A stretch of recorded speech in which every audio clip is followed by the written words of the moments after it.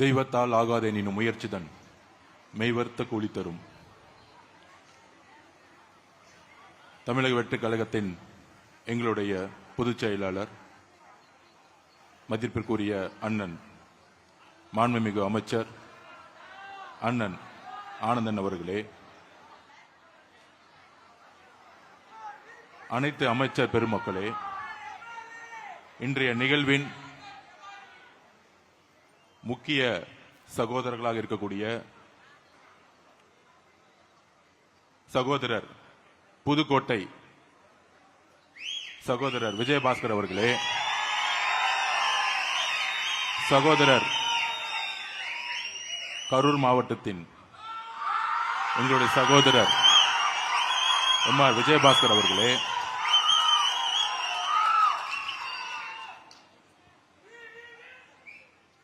திரு ஆனந்தன் முன்னாள் அமைச்சர் அவர்களே, திருமதி வளர்மதி முன்னாள் அமைச்சர் அவர்களே, முன்னாள் சட்டமன்ற அதிமுக கழகத்தின் முன்னாள் சட்டமன்ற உறுப்பினர்கள், ஒன்றியம் கிளைக்கழகம் முன்னாள் எம்பிக்கள், மாவட்ட செயலாளர்கள் எல்லோருக்கும் என்னுடைய வணக்கத்தை தெரிவித்து, இங்க இருக்கக்கூடிய இளைஞர்கள்லாம் பார்க்கும்போது இந்த ஜல்லிக்கட்டுல புதுக்கோட்டையில் ஜல்லிக்கட்டு நடக்கும் போது எப்படி இருப்பாங்களோ அந்த மாதிரி ஒரு இளைஞர் பட்டாளத்துடன் மீட்டிங் 11 மணிக்குன்னா காலையில 6 மணிலிருந்தே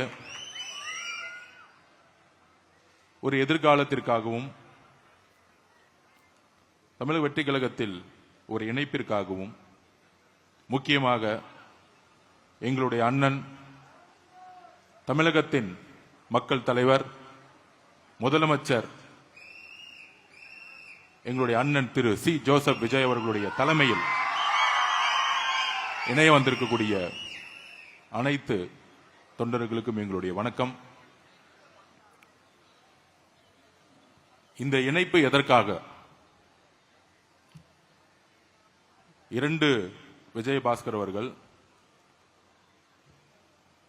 தமிழ்நாடு அரசியல் 2026க்கு முன்பு 2026க்கு பின்பு, முன்பு 1967 தேர்தலுக்கு முன்பு தேர்தலுக்கு பின்பு, 1977 தேர்தலுக்கு பின்பு தேர்தலுக்கு முன்பு தேர்தலுக்கு பின்பு, அப்படியான அரசியல் சூழ்நிலை 50 வருடங்கள் கழித்து 2026 இப்ப சொன்னாங்களே இங்க வந்திருக்கக்கூடிய விஜயபாஸ்கர் ஸ்கொயர்னு சொன்னாங்க. ஆனால் தமிழ்நாட்டில் தேர்தலுக்கு பின்பு விஜய் என்ற ஒரு முழக்கம் தமிழ்நாடு முழுவதும் மட்டுமல்ல உலகம் முழுவதும் ஒலித்திட்டு இருக்கு இன்னைக்கு வரைக்கும். அதனால எங்களுடைய தலைவருடைய பெயர்ல உங்களுடைய பெயர் ஆரம்பிக்குது. உங்களுடைய எதிர்காலம் இங்க பிரகாசமாக இருக்கும். அதற்கான உறுதி எங்களுடைய தலைவரிடம் இருக்கிறது, எங்களிடம் இருக்கிறது. இணைந்து பணி செய்வோம். இணைந்து என்ன மாதிரியான பணி செய்ய வேண்டும், என்ன மாதிரியான அரசியலை 2026க்கு அப்புறம் எங்களுடைய தலைவர் எங்களுடைய முதல்வர் உருவாக்கி இருக்கிறார். எல்லோருக்கும் தெரியும், பண அரசியலை 75 வருஷ பண அரசியலை தூக்கி எறிஞ்சது தமிழக வெற்றிக் கழகம். மத அரசியலை தூக்கி எறிந்திருக்கிறது, ஜாதி அரசியலை தூக்கி எறிஞ்சிருக்கு தமிழக வெற்றிக் கழகம் இந்த தேர்தலுக்கு பின்பு. ஆனால் 2026க்கு பின்பு என்ன மாதிரி அரசியல் சூழ்நிலை, அரசியல் விமர்சகர்கள் என்கின்ற போர்வையில் பேசிட்டு இருப்பாங்க. அதிமுக இருக்கக்கூடிய எம்எல்ஏக்கள், முன்னாள் சட்டமன்ற உறுப்பினர்கள், நாடாளுமன்ற உறுப்பினர்கள், மாவட்ட செயலாளர்கள், முன்னாள் அமைச்சர்கள் எல்லாம் சேர்றாங்க. எம்எல்ஏக்கள் சேரும்போது அது குதிரை பேரும். நாங்கள் எம்எல்ஏக்கள் வரும்போது சொன்னோம், ஒட்டுமொத்த அதிமுகவுடைய 90% நிர்வாகிகள் தொண்டர்கள் தமிழக வெற்றிக் கழகத்தில் இணைய போகிறார்கள். ஏன் இணைய போகிறார்கள்? அதற்கான மெசேஜும் 30 நாளுக்கு முன்னாடி சொன்னோம். 2026 தேர்தலுக்கு பின்பு தமிழக வெற்றிக் கழகம் 108 தொகுதி நிற்கும் பொழுது நேத்து கூட்டணி கட்சியோடைய மீட்டிங்லாம் நடந்துட்டு இருந்துச்சு. அப்ப அங்க வந்த அனைத்து தலைவர்களும், காங்கிரஸோட தலைவர்கள், நேத்து காலையில வந்த கம்யூனிஸ்ட் தோழர்கள், மதிமுகவோட தலைவர், விசிகே உடைய தலைவர், இந்திய கம்யூனிஸ்ட் ஐஎம்ஓட தலைவர்கள் சொன்ன ஒரு வார்த்தை, நீங்க ஆட்சி அமைக்கிறதுக்கு என்ன நிலைப்பாடுனா எடுப்பீங்கன்னு நினைச்சோம். மாண்புமிகு முதலமைச்சர் அவர்களை பார்த்து சொன்னார்கள், 108 வந்தவொடனே நீங்க அதிமுகவுடைய இபிஎஸ் அவர்களிடம் ஆதரவு கேட்பீங்கன்னு நினைச்சோம். 47 எம்எல்ஏ இருந்தாங்க. அந்த ஆதரவுடன் நீங்க ரொம்ப எளிமையா ஈஸியா நீங்க முதலமைச்சர் ஆயிருக்கலாம். ஆனால் நீங்கள் அழைத்தது இந்திய காங்கிரஸ் கட்சியை. அவங்க 5 எம்எல்ஏ தான் வச்சிருந்தாங்க. கம்யூனிஸ்ட் கட்சி தோழர்கள் சப்போர்ட் பண்ணுவாங்களா இல்லையா தெரியாது. விசிகே சப்போர்ட் பண்ணுமா இருக்கா தெரியாது. 60 வருஷம் உறவு இருக்கக்கூடிய ஐஎம்எல் சப்போர்ட் பண்ணுமா இருக்குமா தெரியாது. ஆனால் நீங்கள் காங்கிரஸை அழைத்த பொழுது நாங்கள் நம்பினோம். நீங்கள் மதசார்பற்ற கொள்கையிலும் சமூக நீதி கொள்கையிலும் உறுதியாக இருக்கிறது என்பதை நாங்கள் நம்பினோங்கிறது எல்லா தலைவர்களும் சொன்னார்கள். அப்ப எங்களுடைய தலைவர், தமிழக வெற்றி கழகம், எம்எல்ஏக்கள் தேவைப்பட்டாலும் காங்கிரஸோடைய 5 எம்எல்ஏக்களுடன், கம்யூனிஸ்ட் தோழர்களுடன், பிசிகே தோழர்களுடன், ஐஎம்எல் தோழர்களுடன் ஆட்சி அமைக்கிறதுக்கு கடைசி நாள் வரைக்கும் போராடினோம்.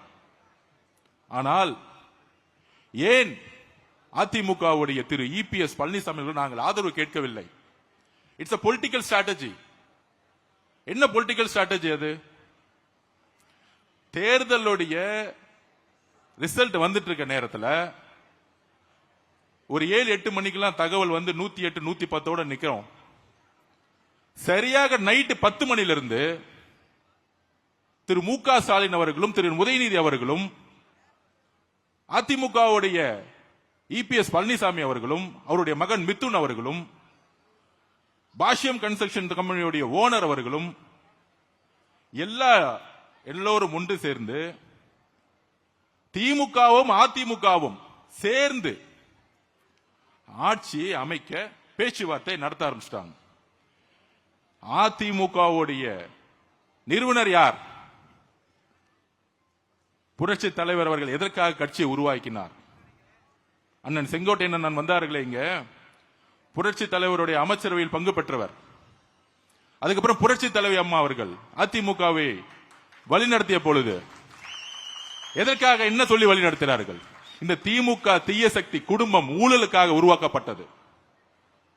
இந்த தீய சக்தி எதற்கு அதிமுகவை உருவாக்கியது புரட்சி தலைவர் எம்ஜிஆர் அவர்கள். அதை வழிநடத்தியவர்கள் புரட்சி தலைவி அம்மா அவர்கள்.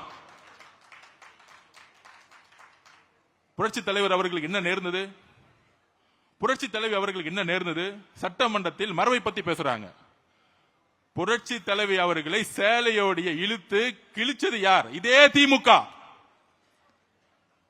திமுக மரபை வந்து சட்டமன்றத்தில் ஃபாலோ பண்ணாங்களா? அப்ப அம்மாவுடைய உணர்வு, புரட்சி தலைவியோட அம்மாவுடைய உணர்வு ஒவ்வொரு அதிமுகவுடைய தொண்டருக்கும் அவனுடைய உயிர் நாடியில் இருக்கிறது. எங்களுடைய அம்மாவை சட்டமன்றத்தில் கை வச்சீங்க, எங்களுடைய அம்மாவை ஜெயிலுக்கு தள்ளினீங்க. அந்த உணர்வு ஒவ்வொரு அதிமுகவுடைய தொண்டருக்கும் இருக்கிறது. அம்மா இறந்திருக்கலாம், ஆனால் அம்மாவால் உருவாக்கப்பட்ட மாவட்ட செயலாளர்கள், ஒன்றிய செயலாளர்கள், கிளை செயலாளர்கள், முன்னாள் அமைச்சர்கள், எம்பிக்கள் எப்பொழுதும் அம்மாவுடைய நினைவு இன்றைக்கும் தன்னுடைய உயிர் நாடில் இருந்துட்டு இருக்கு. அப்படி இருக்கும் பொழுது அம்மாவை கைதுக்கு முக்கிய காரணமாக இருந்தவர்கள், சட்டமன்றத்தில் சேலையை கிழிச்சவர்களுடன் திரு இபிஎஸ் அவர்கள் தன்னை முதல்வராக்க திரு மு க ஸ்டாலின் அவர்களிடம் உதயநிதியிடம் பேச்சுவார்த்தை எவ்வளவு பெரிய துரோகம். முன்னாடி இதே இபிஎஸ் அவர்கள் சொன்னார். என்ன சொன்னாரு? திரு ஓபிஎஸ் பழனிசாமி அவர்கள், திரு ஓபிஎஸ் பன்னீர்செல்வம் அவர்கள் ஒரு துரோகி, திமுகவுடன் சேர்ந்து விட்டார். தேர்தலுக்கு முன்பு அவராச்சும் பரவாயில்ல, தனிப்பட்ட கட்சியிலிருந்து ரிசைன் பண்ணிட்டு தனிப்பட்ட முறையில் போய் சேர்ந்தார். அம்மாவால் 3 முறை முதலமைச்சராக்கப்பட்டவர். அவர் துரோகின்னு சொன்னவர் திரு இபிஎஸ் பழனிசாமி அவர்கள். ஆனால் ஒட்டுமொத்த கட்சியும் திமுகவிடம் அடமானம் வைக்கும் பொழுது அங்கதான் கொதிச்சு எழுதாங்க உண்மையான அதிமுக விசுவாசிகள், முக்கியமாக தாய்மார்கள். நாங்க தேர்தலுக்கு முன்பே சொன்னோம், அதிமுகவுடைய தொண்டர்களும் ஓட்டும் தமிழக வெற்றி கழகத்திற்கு வந்துருச்சு. அதனாலதான் எங்களுடைய மிகப்பெரிய வெற்றி. இயற்கையாகவே இங்கு தமிழக வெற்றி கழகமும் அதிமுகவும் ஒன்று, ஒரே குறிக்கோள், ஒரே எண்ணம், ஒரே லட்சியம். இது இன்றைக்கு சொல்லல, தேர்தலுக்கு முன்பு சொல்லல. மதுரை மாநாடுல எங்களுடைய அரசியல் நிலைப்பாடை எங்களுடைய தலைவர் அதோடைய சேஜோடைய முகத்தொல்லை பார்த்திருப்பீங்க. புரட்சி தலைவர் எம்ஜிஆர் அவர்களும் பேரிங்கர் அண்ணா அவர்களும் எங்களுடைய அரசியல் தலைவர் டிக்ளேர் பண்ணது எங்களுடைய தலைவர். அங்கேயே முடிவு பண்ணிட்டார் மதுரை மாநாட்டிலேயே. அப்படி இயற்கையாகவே உருவான தொண்டர்கள் கீழே உருவான ஒரு கூட்டணி தேர்தலுக்கு முன்பே உருவாக்கப்பட்டது. அதை ஒருத்தர் தான் எதிர்த்தார், திரு இபிஎஸ் பழனிசாமி அவர்கள், தன்னுடைய சுயநலத்துக்காக. ஜெயிச்சு முடிச்ச உடனே அங்க ஒரு குடும்ப கட்சி, இப்பொழுது இபிஎஸ் அவர்களும் தன்னுடைய மகனும் மட்டும்தான் கட்சி நடத்திட்டு இருக்காங்க, வேற யாரும் இல்லை. இப்ப இன்றைக்கு 2 சகோதரர்கள் விஜயபாஸ்கர் சேர்ந்த பிறகு 60% அதிமுக இணைந்து விட்டது. இன்னும் 30% தான் இருக்கு, இன்னும் 30% தான் இருக்கு.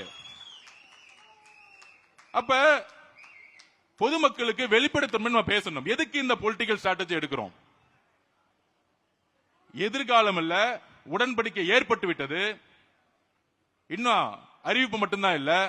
திராவிட முன்னேற்ற கழகமும் திரு மு.க. ஸ்டாலின் அவர்களும் தலைவர், அதிமுகவோட பொதுச் செயலாளர் கூடிய விரைவில் கூட்டணி அறிவிக்க போறாங்க. ஒன்னு உள்ளாட்சி தேர்தல் அப்ப இருக்கும், இல்லன்னா லோக்சபா தேர்தல் இருக்கும், மக்களவை தேர்தல் இருக்க போகுது. அப்ப இவங்க 2 பேரும் சேரும் பொழுது கையில் வச்சிருக்க பணமும் டெல்லியோடைய சப்போர்ட்டும் பிஜேபியோட சப்போர்ட்டும் சேர்ந்துகிட்டு ஒரு அரசியல் சூழ்நிலையை தவறா தமிழ்நாட்டில் உருவாக்கிடக்கூடாது. அப்படி சேரும் பொழுது ஒட்டுமொத்த அதிமுக நிர்வாகிகள் ஆல்ரெடி இங்க மூவ் ஆயிட்டாங்க, தமிழ் வெற்றி கழகத்துக்கு மூவ் ஆயிடுவாங்க அந்த முடிவு எடுக்க போது முன்னாடியே. அப்ப நாளைக்கு அதிமுக வெறும் பேப்பர் லெவல்ல இருக்கும். அப்ப இபிஎஸ் அவர்களும் திரு மு.க. ஸ்டாலின் சேரும் பொழுது ஒவ்வொரு மாவட்டத்திலும்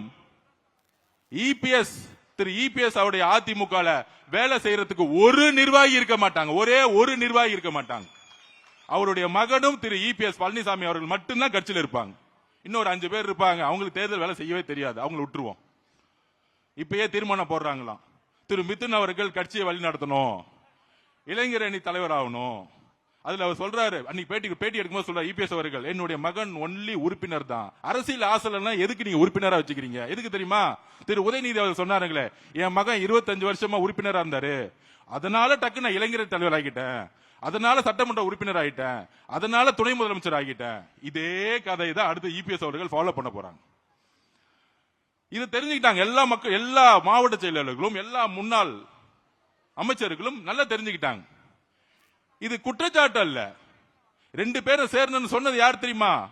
மார்க்சிஸ்ட் கம்யூனிஸ்டோடைய அகில இந்திய தலைவர் திரு பேபி அவர்கள் சொன்னார், நாங்கள் ஏன் தமிழக வெற்றி கழகத்திற்கு ஆதரவு கொடுக்கிறோம்னா அதிமுகவும் திமுகவும் பிஜேபியும் சேர்ந்து ஆட்சி அமைக்க போது, அதனால நாங்க எதுக்குறோம் சொன்னார். திரு சண்முகம் அவர்கள் மார்க்சிஸ்ட் கம்யூனிஸ்டோடைய தலைவர் தமிழ்நாட்டில் அவர் சொன்னார், திமுகவும் அதிமுகவும் பிஜேபியும் சேர்ந்து ஒரு புடலங்கா கூட்டணி உருவாக்குவீங்க, அதுக்கு நாங்க சப்போர்ட் பண்ணுவோமா? இது சொன்னது யாரு? தமிழ் வெற்றி கழகமா? இல்லை, 10 வருஷமா திமுக கூட்டணியில் இருந்த கம்யூனிஸ்ட் தோழர்கள். ஐஎம்எல் தலைவர் சொல்றாரு, என்ன கூப்பிட்டாங்க, அதிமுகவும் திமுகவும் சேர்ந்து ஆட்சி அமைக்கிறதுக்கு எனக்கு சப்போர்ட் கொடுக்க சொன்னாங்க. முதல்ல 2.5 வருஷம் அவங்க முதலமைச்சர் இபிஎஸ் அவர்கள் முதலமைச்சர், அடுத்து உதயநிதி முதலமைச்சர். என்ன ஒரு சூழ்ச்சி, எவ்வளவு பெரிய அநியாயம்! இதை எதிர்க்கிறதுக்கு ஒட்டுமொத்த அதிமுக தொண்டர்களும் குரல் கொடுத்தாங்க. ஒட்டுமொத்த அதிமுக 47 எம்எல்ஏ 20 எம்எல்ஏ 25 எம்எல்ஏ அப்பயே குரல் கொடுத்தாங்க, திமுக சேரக்கூடாது. சொன்னது கம்யூனிஸ்ட் மட்டும் கிடையாது, சொன்னது ஐஎம்எல் மட்டும் கிடையாது, உண்மையான மக்கள் தலைவருடைய விசுவாசிகளா இருக்கக்கூடிய அண்ணன் விஜயபாஸ்கர் அவர்களும் கரூர் விஜயபாஸ்கர் அவர்களும் அண்ணன் சி.வி. சண்முகம் அண்ணன் அவர்களும் எல்லோரும் இணைந்து திமுகவுடன் சேரக்கூடாதுன்னு சொன்னாங்க. ஆனால் அவங்க பதவி விட்டு நீக்கிறதுக்கு எப்படி அண்ணன் செங்கோட்டை அண்ணன் பதவிக்கு நீக்கணும்னு நினைச்சாரோ, கடைசியில் அவங்க 2 பேரும் அப்பாவும் மகனும் மட்டும்தான் இருக்க போறாங்க. இங்க ஒரு அப்பா மகன், அங்க ஒரு அப்பா மகன், 2 பேர் 4 பேர் முடிச்சிடலாம். தலைவர் சொன்ன மாதிரி சட்டமன்றத்தில் 4 பேர் முடிஞ்சிருவாங்க. அப்ப இயற்கையாகவே குரல் கொடுத்தது உள்ள இருந்துட்டு அதிமுக குரல் கொடுத்தது ஒரு 20-25 எம்எல்ஏ. அக்கா வந்திருக்காங்களே மதுராந்தகத்தோட எம்எல்ஏ ஒரு 4 பேர் ரிசைட் பண்ணாங்க, எல்லாரும் சேர்ந்து குரல் கொடுத்தாங்க. அந்த குரல் கொடுத்ததுடைய வெளிப்பாடு அப்பையும் அதிமுக பொதுச்சாளருடைய காதுல உழுவல. அதனாலதான் ரிசைன் பண்ணி தமிழக வெற்றி கழகத்துல சேர்ந்தாங்க தைரியமா. 10 நாள் அவர் எம்எல்ஏ ரிசைன் பண்ணா அதுக்கு ஒரு தைரியம் வேணும். அந்த தைரியம் எங்கிருந்து வந்துச்சுன்னா, புரட்சி தலைவி அம்மா கிட்ட நான் வளர்ந்தேன். எனக்கு பேர் வச்சதே புரட்சி தலைவர் தான். அம்மா புரட்சி தலைவர் தான் எனக்கு பேர் வச்சாங்க. மதுராங்கத்தோட எம்எல்ஏ நம்ம சகோதரி சொன்னாங்களே, புரட்சி தலைவர் தான் எனக்கு பேர் வச்சாங்க. எப்படி நான் திமுக சேரும் போது நான் எப்படி அந்த கட்சியில இருப்பேன்? தைரியமா கையை ரிசைன் பண்ணிட்டு வந்தாங்க. ஆனா நம்மள பார்த்து சொல்றாங்க குதிரை பேர் நடத்துறேன்னு. குதிரை பேர் நடத்துறது யாரு? எனக்கு கரூர் ரொம்ப முக்கியமான ஊர். ஒரு கணக்கு வழக்கு இருக்கு. அந்த கணக்கு வழக்க முடிக்காம விட மாட்டோம். இதே மன்றத்தில் சொன்னோம், எங்க தலைவரை கை வச்சீங்கல்ல கரூர்ல, எங்க மக்களை கை வச்சீங்கல்ல ஸ்டாலின் அவர்களே, திரு உதயநிதி அவருடைய வாழ்க்கைக்காக எங்களுடைய மக்களை காவல்துறை மூலமா கொன்று கூச்சீங்களா, அதற்கான பதில் ஒரு நேரத்தில் நடக்கும். சட்டம் தன்னுடைய கடமையை செய்யும். அப்ப கரூர்ல எந்த மாதிரி சூழ்ச்சியை உருவாக்கினார், அது கண்பட பார்த்தவர் நம்மளுடைய அண்ணன் விஜயபாஸ்கரன் அண்ணன். எல்லா உண்மைகளும் வரும். இத மறைக்கிறதுக்காக தான் இப்ப இந்த 10 நாளா தமிழக வெற்றி கழகத்தில் எம்எல்ஏவை விலை கொடுத்து வாங்குறதுக்கு 50 கோடி ஆஃபரா. போன் அடிச்ச உடனே போலீஸ்க்கு இன்ஃபார்ம் பண்ணிட்டார் நம்ம எம்எல்ஏ. திராவிட முன்னேற்ற கழகத்தின் திரு மு க ஸ்டாலின் அவர்களே, எங்களுடைய ஒரே ஒரு வேட்பாளரை நீங்க விலை கொடுத்து வாங்க முடியல. அதை ஞாபகம் வச்சுக்கோங்க. ஒரு வேட்பாளரை 234 233 பேர் தாக்கல் பண்ணி நின்னாங்க எலெக்ஷன்ல. உங்களுக்கு காசு கொடுத்து வேலை செய்யறதுக்கு, காசு இல்லாம வேலை செய்யறதுக்கு இன்னும் திமுக ஒன்னும் தெரியல. இங்க இருக்கக்கூடிய அதிமுக தொண்டர்கள் ஒருத்தரும் காசுக்காக இங்க வரல. புரட்சி தலைவர் அம்மாக்காக, புரட்சி தலைவர் எம்ஜிஆர் உட்கார்ந்துட்டு இருக்காங்க. அப்ப நீங்களும், அதாவது திமுகவுடைய தலைவர் மு க ஸ்டாலின் அவர்களும் எடப்பாடி பழனிசாமி அவர்களும் சேர்றதுக்கு முன்னாடி is a political stand, it's a political strategy. எங்களுடைய தலைவர் சொல்லிட்டாரு, ஒட்டுமொத்த அதிமுகவுடைய உண்மையான புரட்சி தலைவருடைய எம்ஜிஆருடைய விசுவாசிகளும் அம்மாவோட விசுவாசிகளும் தாவேகவில் இணைக்கப்பட வேண்டும். It's a declare. இது ஒரு தலைமைக்கான நம்பிக்கை, ஒரு தலைவருக்கான நம்பிக்கை, தன்னுடைய எதிர்காலத்துக்கான நம்பிக்கை தமிழக வெற்றி கழகம் என்பதை அதிமுகவுடைய கிளை, ஒன்றியம், மாவட்டம், நகரம், எம்எல்ஏ, முன்னாள் அமைச்சர்கள் எல்லோரும் ஒன்றிணைந்து இன்னைக்கு வர ஆரம்பிச்சுட்டாங்க. வேற எந்த எதிர்பார்ப்பும் கிடையாது. தமிழக வெற்றி கழகத்தெல்லாம் திமுகவும் அதிமுக உடைய பொதுச்செயலாளர் அடிச்சு வச்சிருக்க மேல காசுல இங்க கிடையாது. நாங்க எளிமையா இருக்கிறோம். இன்றைக்கும் அமைச்சர்கள் ₹1 ஒரு துறையில வாங்கல. ஒரு துறையில ஒரு இடத்துல ஒரு அமைச்சர் காசு வாங்கிட்டாங்க. சொல்லுங்க பாப்போம் திரு மு க ஸ்டாலின் அவர்களே. அப்ப ஒரு மாற்றம் உருவாகிட்டு இருக்கு தமிழ்நாட்டில். இந்த மாற்றத்தை மக்கள் சந்தோஷமா மகிழ்ச்சியா அனுபவிச்சுட்டு இருக்காங்க. எந்த டிபார்ட்மெண்ட் போனாலும் ஊழல் இல்லையே. ஆன்லைன்ல பட்டா கிடைக்குது, டிடிசிபி போனா அப்ரூவ்ட் கிடைக்குது, ரிஜிஸ்ட்ரேஷன் டிபார்ட்மெண்ட் போனா காசே இல்லாம இன்னைக்கு இல்ல நிலம் பதிவு பண்றாங்க. நெடுஞ்சாலை துறையில ஊழல் தூக்கி எறிஞ்சிருக்கும், பொதுப்பணித்துறையில் ஊழல் தூக்கி எறிஞ்சிருக்கும், போக்குவரத்து துறையில ஊழல் கிடையாது. அப்ப மக்கள் மகிழ்ச்சிய ஆகிற நேரத்தில் ஒரு சூழ்ச்சி செஞ்சு இந்த மாதிரி செந்தில் பாலாஜி அவர்கள் இந்த மாதிரி பழைய அமைச்சர்கள்ட்ட எல்லாம் காசு 10,000 கோடி 20,000 கோடி இருக்கு, விலைக்கு வாங்கி ஆட்சியை கவுக்க முடியுமான்னு பாக்குறாங்க. அப்ப இந்த ஆட்சியை கவுக்குறதுக்கு காசை இறக்க பாக்குறாங்க. எங்களுடைய தலைவரை நானும் சரி, ஆனந்தும் சரி, அமைச்சர்களும் சரி, ஒரு துரும்ப கை வச்சீங்கன்னா மொட்டை தமிழ்நாடு எந்திரிக்கும். எழுதி வச்சுக்கோங்க. இன்னொரு தேர்தல் வந்துச்சுன்னா திமுக 234 தொகுதி டெபாசிட் பண்ண நாங்க தேர்தலை பார்த்தலாம் பயப்படல. ஆட்சியை ஸ்டெபிலிட்டி பண்றதுக்கும் ஸ்ட்ரென்தன் கொடுக்கறதுக்கும் எல்லா இடத்திலும் எங்களுடைய பொலிட்டிக்கல் ஸ்ட்ராட்டஜி இருக்கும். இதுதான் எங்களுடைய பொலிட்டிக்கல் ஸ்ட்ராட்டஜி. திமுகவும் அதிமுகவும் பிஜேபியும் சேர்ந்து டிக்ளேர் பண்றதுக்கு முன்னாடி அதிமுகவுடைய ஒட்டுமொத்த நிர்வாகிகளும் ஒட்டுமொத்தமாக இணைவார்கள். இதுதான் பொலிட்டிக்கல் ஸ்ட்ராட்டஜி. எல்லோரும் இயற்கையா இணைய போறாங்க. அப்ப கரூருங்கிறது எங்களுடைய 41 குடும்பத்துக்கான எங்க தலைவர் கரூர் வரும் பொழுது, கூடிய சீக்கிரத்தில் கரூர் வரும் பொழுது எங்க தலைவருக்கு என்ன பண்ணணும்னு தெரியும் எங்களோட உறவுகளுக்கு. அப்ப இது வரைக்கும் அண்ணன் விஜயபாஸ்கரன், கரூர் விஜயபாஸ்கரன் கேட்டுக்கிறேன், அண்ணன் இந்த கரூர் மக்களை பணத்தாலையும் ரவுடிசத்தாலும் புடிச்சு வச்சிருக்காங்க. எங்களுடைய மாவட்ட செயலர் இங்க மதி இருக்கிறார். இந்த சூழ்ச்சி வளையத்துல செந்தில் பாலாஜி வேணுக்குன்னு எஃப்ஐஆர் போட்டு ஜெயில தள்ளினார் எங்களுடைய மதிய. மிகப்பெரிய தியாகம். தமிழக வெற்றி கழகம் ஈஸியாலாம் ஜெயிக்கல. கரூர் சூழ்ச்சியை உருவாக்குனாங்க, திட்டம் போட்டு உருவாக்குனாங்க, திட்டம் போட்டு ஸ்டாம்பேட் ஆகணும் உருவாக்குனாங்க கரூர் காவல்துறை வச்சு. கடைசி 15 நாள்ல ஏன் எங்களுடைய தலைவர் எல்லா ஊருக்கும் போலன்னு தெரியுமா? உங்களுக்கு உண்மையை சொல்றேன். எந்த இடத்துல காவல்துறை சப்போர்ட் இருக்கோ அங்க மட்டும்தான் பிரச்சாரம் போக முடிஞ்சிச்சு. திருப்பூர்ல போகும்போது காவல்துறை சப்போர்ட் இல்ல.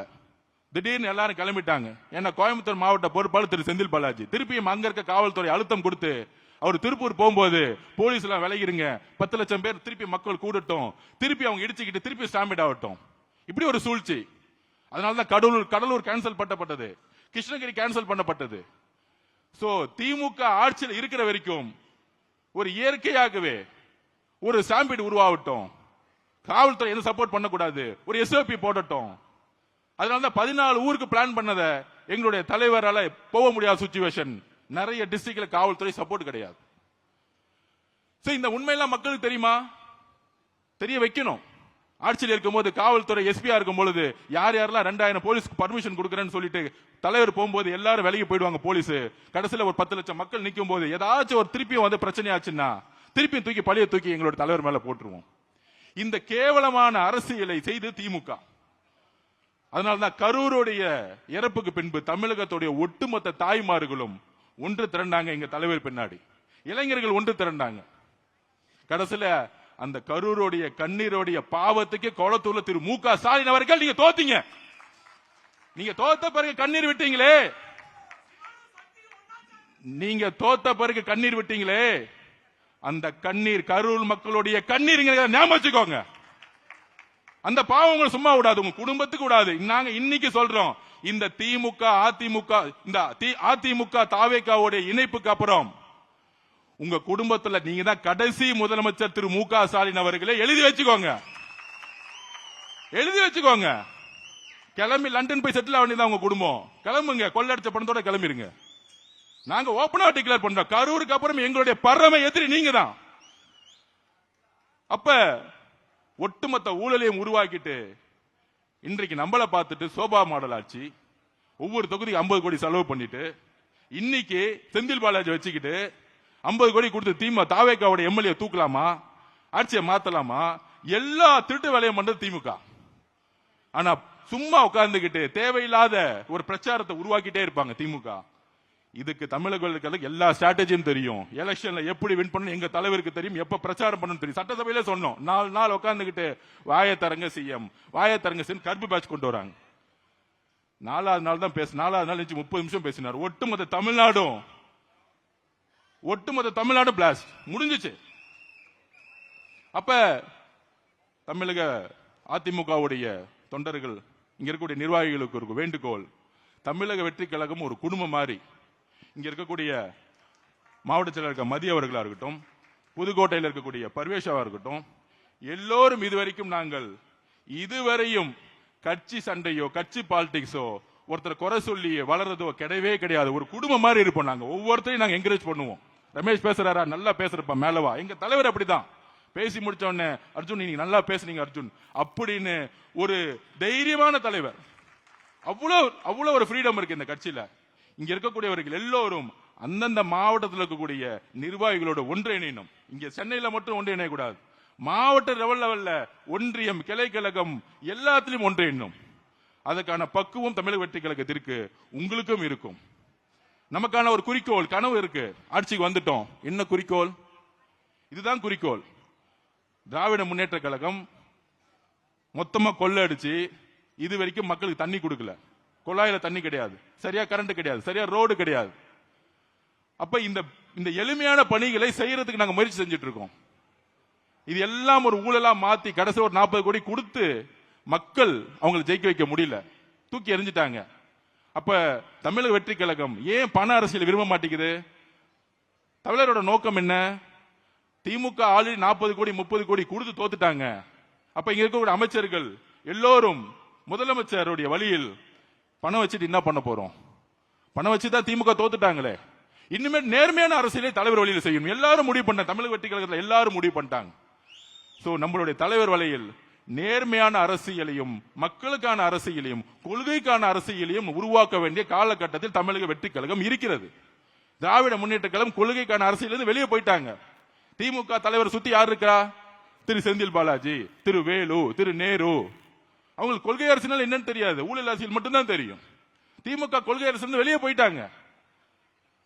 அதிமுக இபிஎஸ் அவர்கள் கொள்கையினால என்னன்னே தெரியாது. அப்ப தமிழக வெற்றி கழகம் தான் தமிழ்நாட்டில் உண்மையான பெரியார் கொள்கைகளையும் புரட்சியாளர் அம்பேத்கர் கொள்கைகளையும் காமராஜர் கொள்கைகளையும் நடைமுறைப்படுத்த வேண்டிய ஒரு கட்சி இருக்கு. அதற்கு அரசியல் வெற்றி முக்கியம், தேர்தல் அரசியல் முக்கியம். அந்த தேர்தல் அரசியலுக்கு ஒவ்வொரு மாவட்டத்தில் இருக்கக்கூடிய நிர்வாகிகள், தேர்தல் அரசியல் தெரிந்த நிர்வாகிகள் ஒரு இணைப்பு தேவை. தமிழ்நாட்டை உருவாக்க ஒரு ஸ்ட்ராங்கான ஒரு கட்சி வேண்டும், அடித்தளத்தில் ஒரு கட்சி வேண்டும். அப்படிதான் இன்னைக்கு அதிமுகவுடைய இயற்கையாவே ஒட்டுமொத்த நிர்வாகிகள் தமிழக வெற்றி கழகத்தை நோக்கி மட்டும்தான் வந்துட்டு இருக்காங்க. திமுக பார்த்து போக மாட்டாங்க. அதனால நமக்கான குறிக்கோள் ஊழல்னா என்ன? மக்களுடைய பணத்தை சுரண்டாம உண்மையான ரோடு போடணும், உண்மையான பில்டிங் கட்டணும், நல்ல தண்ணி கொடுக்கணும், நல்ல கரண்ட் கொடுக்கணும். இன்னும் இது நடைமுறைப்படுத்தப்படல. இந்த குறிக்கோளோட நம்ம எல்லோரும் ஒன்றிணைவோம். கரூரை இந்த ரவுடி கூட்டத்திலிருந்து, அது பேர் என்ன சொல்லுவாங்க, Karur gang, Karur company. Karur company என்னெல்லாம் முடக்குறாங்க? மணல் வியாபாரம், அப்புறம் டூப்ளிகேட் சரக்கு, அப்புறம் பாரு, வேற என்ன பிசினஸ்? பாட்டிலுக்கு 10 ரூபா. ஒட்டுமொத்த காசையும் இபி டிபார்ட்மெண்ட்ல டிரான்ஸ்பர் ஊழல், நிலக்கரி ஊழல், ஒட்டுமொத்த காசையும் 5000 10,000 கோடி வச்சுக்கிட்டு கரூரை ஒரு ரவுடி கண்ட்ரோல் வச்சிருக்காங்க. இதை முதல்ல ஃப்ரீ பண்ணி விட்டு மக்களை ஜனநாயக பூர்வமா வாழணும். எங்களுடைய குறிக்கோள் அந்தந்த தொழில் பண்றவங்க நிம்மதியா தொழில் பண்ணணும். இப்ப சினிமா தொழில் என்ன ஆச்சு பாருங்க. ரெட் ஜெயின் கம்பெனி ஏதாச்சும் படத்தை ரிலீஸ் பண்ணுதா? பண்ண முடியாது. இந்த 5 வருஷத்துல பண்ண சொல்லுங்க பாப்போம். ஏன்னா கருப்பு பணம் கிடையாது. 2000-3000 தேட்டர் கண்ட்ரோல் பண்ண முடியாது. அந்தந்த தொழில் செய்யறவங்க நிம்மதியா தொழில் செய்யணும். எந்த அமைச்சர்களும் போயிட்டு அவங்க கிட்ட காசு கொடுங்க, கமிஷன் கொடுங்க, உங்களை மிரட்டுவோம். அப்படி திமுக இருந்துச்சு, தமிழக வெற்றி கழகத்தில் இப்ப இருக்கா? இபி டிபார்ட்மெண்ட்ல இருக்கா? ஒரு ஊழல் கிடையாது. பொதுப்பணித்துறை, நெடுஞ்சாலைத்துறை, அந்தந்த தொழில் நிறுவனங்கள் அவங்க தொழில் அமைதியா செய்யணும், நேர்மையா செய்யணும். அப்ப எங்களோட தலைவர் எல்லாரையும் தொழில் செய்யறதுக்கும் அவங்களுடைய தொழிலை நேர்மையா செய்யறதுக்கு எந்த விதமான அரசியல் தலையீடு இல்லாமல் ஒரு அரசியலை உருவாக்கி இருக்கார். இது எவ்வளவு பெரிய மாற்றம்! இந்த மாற்றம் திராவிட முன்னேற்ற கழகத்தால் கொடுக்க முடியல. ஆனா தமிழக வெற்றி கழகத்தோட தலைவர் ஒரு ஊழல் இல்லாத ஆட்சியை நடைமுறைப்படுத்தி சாத்தியப்படுத்தி இருக்கிறார். சட்டமன்ற நிகழ்வை லைவ் பண்ணதே கிடையாது 50 வருஷத்துல. தைரியமான தலைவர் தான் லைவ் போடுவார். தைரியமான தலைவர் தான் லைவ் போடுவார். திராவிட முன்னேற்ற கழகம் ஆட்சியில் இருக்கும்போது லைவ் போட்டாங்களா?